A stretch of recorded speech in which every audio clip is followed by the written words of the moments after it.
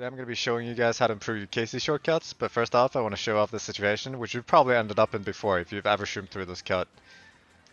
As you could see, I was getting pulled towards the right by the water, and this happens when you exit cut too tight. So to fix this, you just exit cut wide and you won't have to deal with it. Now for the shrimless grass cut, I'm going to explain my approach to it. When you start your drift here, you want to start with a wide drift and then end with a tight drift. And the closer you are to taking a 90-degree turn, the better IMO. So you need to make sure it doesn't look like this. And instead it should look something like this. I personally like to go for an insta wheelie when doing this cut, like this, but it's definitely not required to do one at all.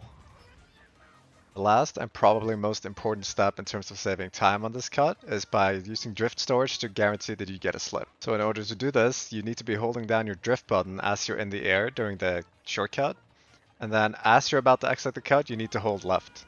And it should look something like this. Drift. Hold down your drift button, hold left. So to simplify how this works, I'm just going to show you what happens if I use drift storage in a random spot, right? So now I'm holding down my drift button, I'm not holding analog stick, and then as I get airtime, I hold left and it starts a new drift. So, hold down your drift button, hold left, and there's your slip. And you gotta give it some practice, it takes some time getting used to it, it's gonna feel off at first, it felt awful for me, but I promise you it's worth it.